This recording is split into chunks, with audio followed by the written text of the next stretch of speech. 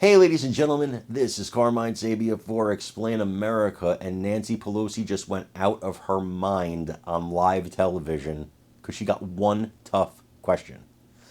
Before we get started, please make sure you like, comment, share, and subscribe. Those little things really help us out, and they help our channel continue to grow.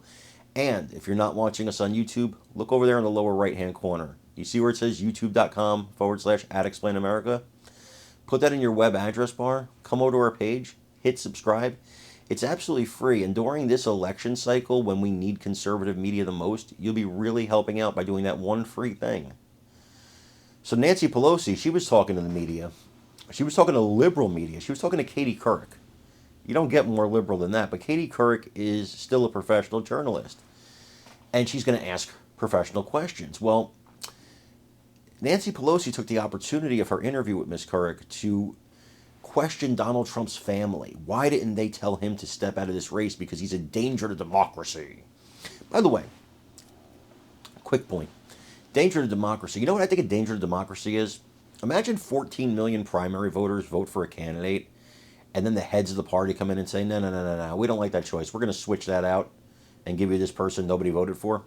That's kind of a danger to democracy where I sit. But I digress. Why didn't Trump's family tell him to get out of the race? And Katie Couric, she turns it around. She says, well, in fairness, with all due respect, Madam, former speaker, person, whatever you are. She says, with all due respect, why didn't President Joe Biden's family tell him to get out of the race? They knew what they were dealing with a year ago at least. They knew this man wasn't capable of running in a campaign. They knew it. And they told nobody. And come on, let's face it, Pelosi, Harris, they all knew. They were all part of the cover-up. This is one of the biggest scandals in presidential history. And they could have pulled it off if this was 1920 and Franklin Delano Roosevelt, but it's not.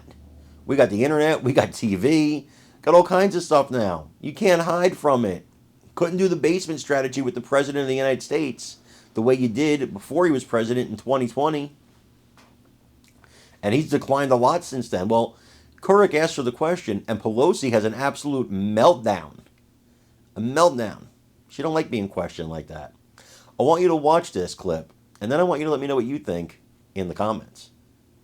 I want to ask you about the current political situation and the time we have left. You talk about the Trump family and basically saying that there should have been an intervention by the family. You write, if former President Trump's family and staff truly understood his disregard both for the fundamentals of the law and for basic rules, and if they had reckoned with his personal instability over not winning the election, they should have staged an intervention. Yes. But with all due respect, Speaker Pelosi, when I read that, I wondered, couldn't the same thing be said about President Biden? Should people have earlier determined that perhaps he didn't have the physical stamina to endure a re-election campaign and put the Democratic Party in a better position for this election? Well, with all due respect, again, you're making an equivalence here that doesn't exist. Whether you think there's stamina to run again and serve for 4 years is quite different. Whether you are undermining our democracy in the office that you hold. And that's what Donald Trump was doing. And this was about his harm to the country and his instability that he was bringing to it, and the anti-patriotic attitude he had. It wasn't about whether he was healthy enough to do this or that by physical health. It was what was happening in his distortion of the facts and how he was misrepresenting to the public. Two completely different situations. And when if it's just a question of, does somebody have the stamina to save for 4 years, we have addressed that. They haven't.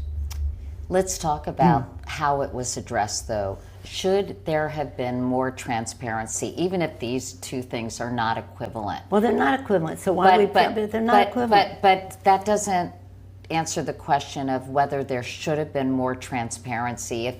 If President Biden was too protected and kept from the public for too long, and that it put the Democratic Party at a disadvantage, given the election is less than 100 days away?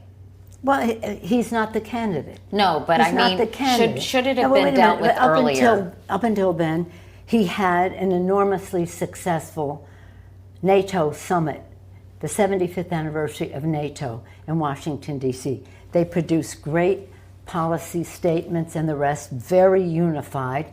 A newly expanded NATO under his leadership, strengthened and expanded with 2 new countries, Finland and Sweden, coming into the country, unified in terms of the fight in Ukraine, as was stated by them. He has now, just a matter of days ago, effected a virtuoso performance in bringing home the prisoners. It was a very complicated deal involving many countries willing to surrender prisoners in order for us to get our prisoners out and other prisoners out. It was masterful. So he has been functioning A+. Whether he would do that for another 4 years is a different story. But in the present, we haven't lost anything with his service. Whereas with that other guy, we were getting our democracy shrunken and diminished and our freedoms diminished. And you're like, well, why is this happening? How could he be standing up there and saying, if you beat up the press, I'll pay your bills? Is that a normal thing to say? Does that seem normal? No, I don't think it does. But I don't think it's the equivalent of somebody saying somebody didn't do well in a debate. And whatever the family decisions were, now I work with him quite a bit. I never saw that because I worked with him usually earlier in the day when he was more in charge. Then I saw that night. I saw it that night was the first time I saw it.